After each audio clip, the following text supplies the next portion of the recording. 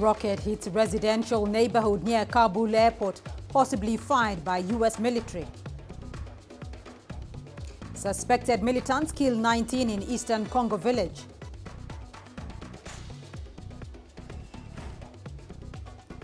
And we look at how a South African artist, Zumalo, curates ideas from fellow artists. Welcome to Africa Live on CGTN with me, Beatrice Marshall, in Nairobi. Also coming up on the program, Algeria receives 1.5 million doses of COVID vaccines from COVAX. And UNICEF says the Nigerian children are among those most vulnerable to climate change shocks.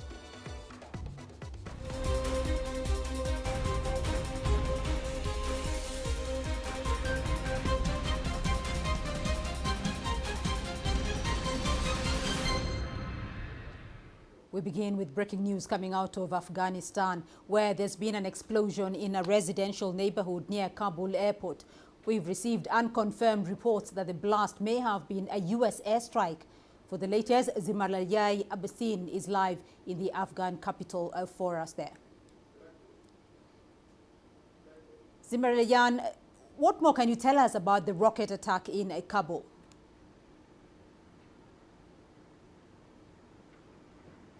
Hello, that was a rocket attack or a U.S. airstrike by drone or by jet or whatever. It's uncertain.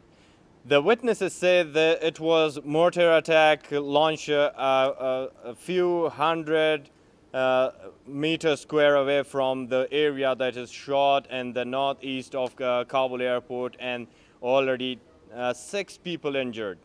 4 children, include them, and a mother of them and their uncle are dead.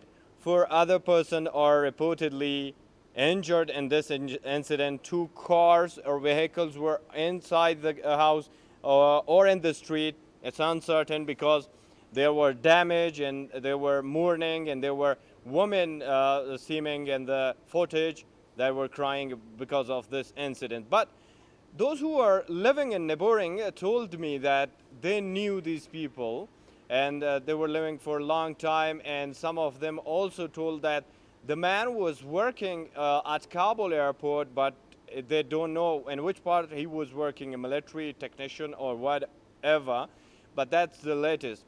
When the US say US strike hit Daesh, yet what was this person's name? And some other media outlets also say that a Talib spokesperson said, who is the Taliban spokesperson? I've been trying to get engaged, but it's only Zabihullah Mujahid from the Taliban spokesperson office and now Minister of Culture in Afghanistan.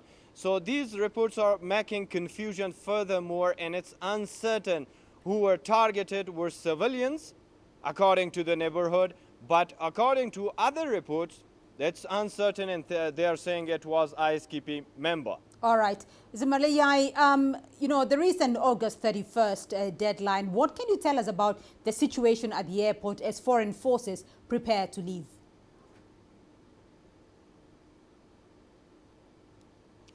There are much more limitations at Kabul airport now. Most of the people, even those were much eligible and they were holding SIVs, the special immigration visas given by NATO and particularly US. So their numbers is thousands. Some of them I know very well. They are complaining that US has betrayed them. No one is asking about them, and they fear everything more than the Talib now, ISKP, because they are on the stage and claiming attacks, and the deadliest one on Thursday evening in Kabul. While Taliban still have measures, they stop people long distances away from the 4 gates of Kabul airport, and they're not letting anybody even. There are people with visas in all the programs that US and other foreign missions have launched and announced, but people cannot reach out there, and it seems like a limited number of the people, including US servicemen, will be evacuated, and there's no further more evacuation process, and some believe it's already stopped and they have done an end line to all this evacuation process. All right, Zmaralai Abbasin joining us there from Kabul. Thank you. Meanwhile, 2 blasts outside Kabul have killed over 100, with many comments online saying some of the deaths have been caused by the U.S. forces. Taliban spokesman Zabihullah Mujahid has criticized the Western media for distorting his comments. CMG reporter Obaidullah Mustafazada has more from Kabul. I am now in Kabul. After 2 big explosions which killed and wounded many people outside the Kabul airport, now we found out in social media that a number of those killed and wounded by gunshots of the US forces. This news has spread widely on the internet, and many people left messages and condemns this behavior. Zabihullah Mujahid, the spokesman of Taliban, tweeted that, "I interviewed with Reuters and they changed my word. So I ask from the media and journalists that do not pay attention to it." And also he said that a report from outlet media is not true, which says that 2 Pakistanis are arrested near the Turkmen embassy that allegedly intended to attack the Turkmen embassy. He added that no such incident has taken place and no danger is posed to the Turkmen embassy. At least 19 people have been killed in the eastern part of the Democratic Republic of Congo. Suspected militants looted houses and started fires in Kasanzi-Kidovo in North Kivu province. The incidents took place overnight on Friday and Saturday. The Allied Democratic Forces have been blamed for the attack. The militants group is accused of killing thousands of people in remote areas of the country in recent years. The government declared martial law in North Kivu and the neighboring Ituri province at the beginning of May in an attempt to quell a surge in violence. Well, we can cross over now to Chris Ochamringa. He's in Kinshasa, joining us live from there. Chris, what more can you tell us about these attacks in eastern DRC, and what is the situation at the moment?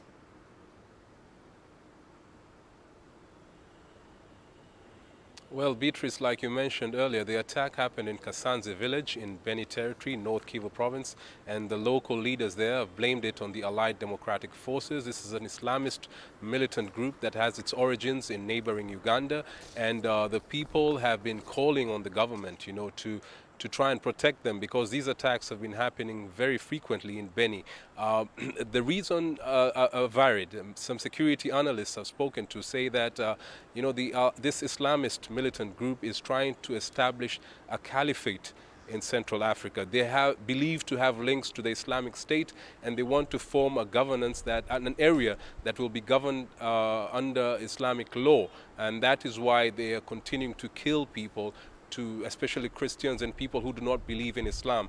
There are other authorities who say that, the eastern DRC has more than 100 rebel groups operating there. Many of them have been fighting over land. They have ethnic rivalries, political positions, and also the control of mineral resources. The east of the DRC has a lot of minerals like gold and a number of other minerals, and so these rebel groups have been fighting for that. There's also another rebel group in Ituri province in the northeast of the DRC known as the Cooperative for the Development of Congo, CODECO, that has also been killing very many people despite the state of siege that the president declared in May this year, and the heavy number of military forces from the DRC and UN troops. And so people have really been crying out to the government to protect them, because these killings have been going on, without an end. Beatrice? Chris Ochamringa joining us there from Kinshasa. Let's now go to Algeria, where the World Health Organization's COVAX facility has donated 1.5 million doses to help in the fight against COVID-19. Here is CGTN's Wanja Mungai with more details. The latest batch of vaccines is a boost to Algeria's mission to vaccinate its population of about 44 million people. Many in the country are impressed by the efforts put in place to get Algerians inoculated. The vaccination campaign in Algeria, I think, is going very well, even though the virus still causes daily casualties. But we will reach the set goals soon. According to the World Health Organization, the North African country has so far vaccinated more than 4 million people. That is about 1/10 of its entire population. The recent momentum in vaccine uptake could explain the drop in infections to 52% over the last 3 weeks.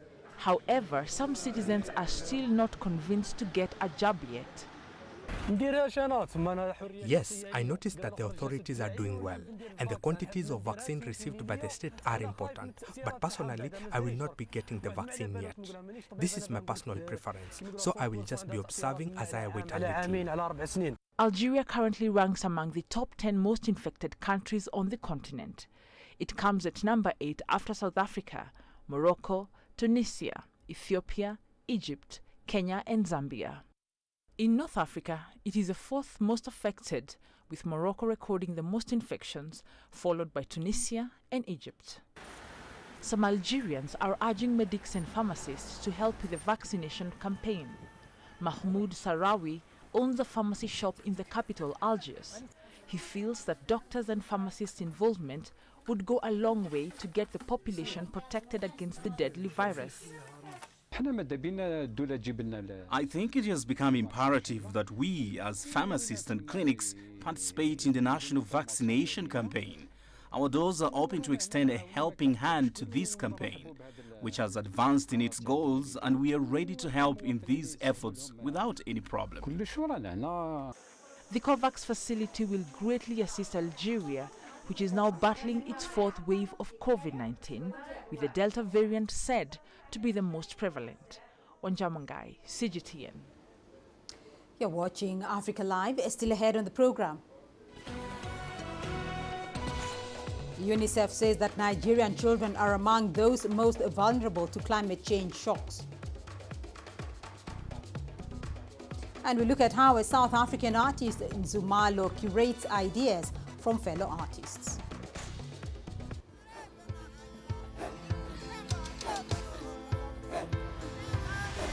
Africa is a continent of diversity, with varied climates and enchanting geography, and a people so distinct, but with a shared enduring spirit.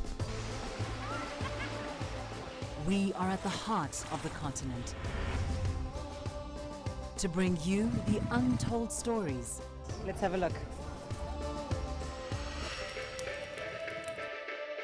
We celebrate Africa as it shapes its own destiny.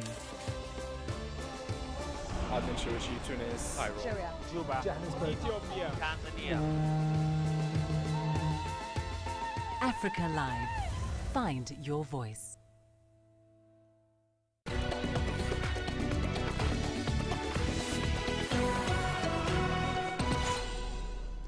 Children are most vulnerable and at extremely high risk to the impact of climate change.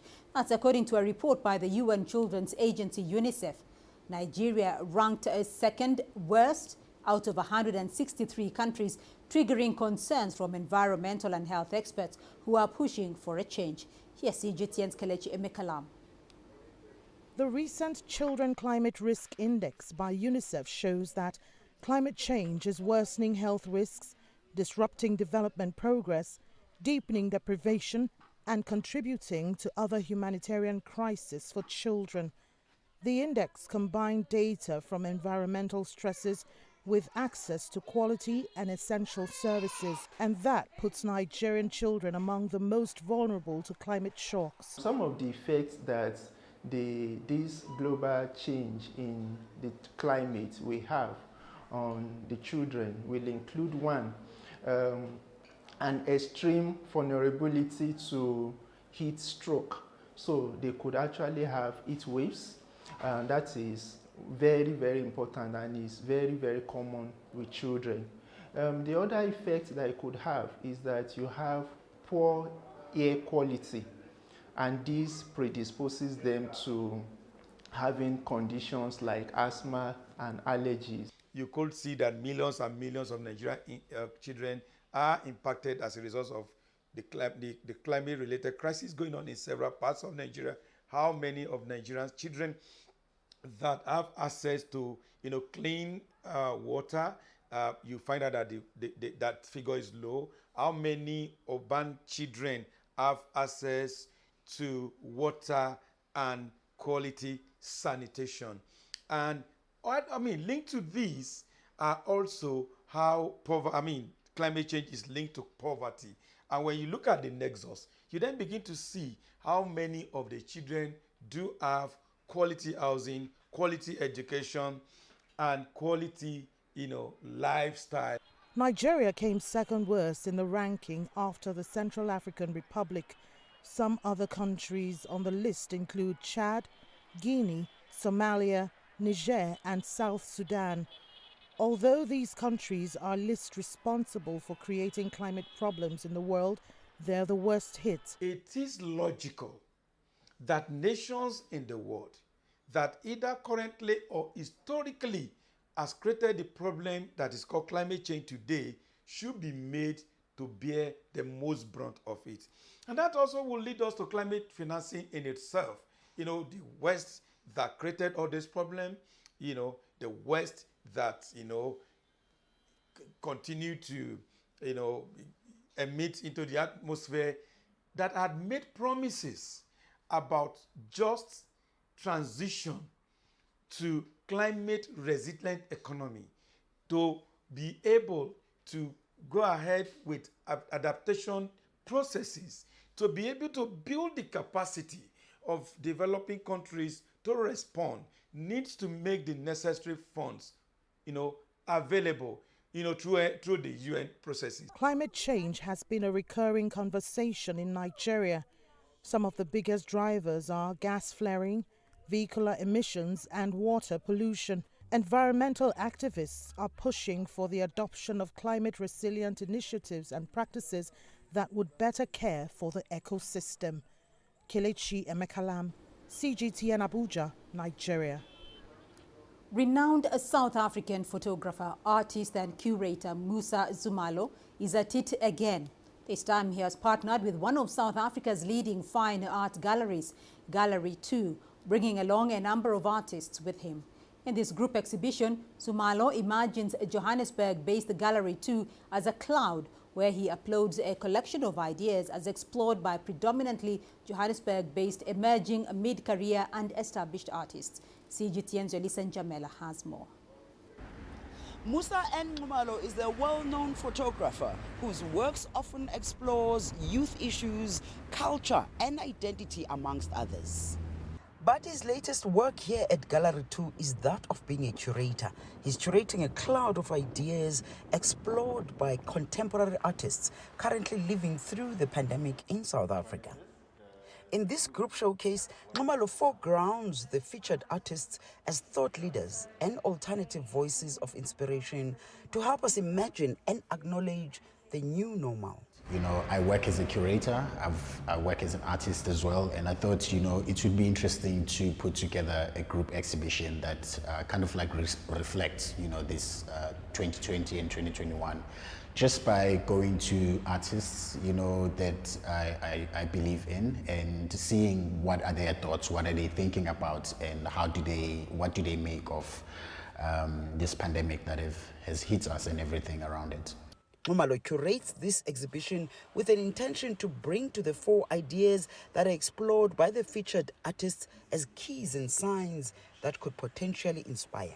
I believe in art as a practice that helps us to push our imagination or to imagine, and I would love for the audience that comes to see this show to really be pushed a bit in terms of what we understand or what we think we understand about what the world is, or even this situation of like COVID and lockdowns and everything around it.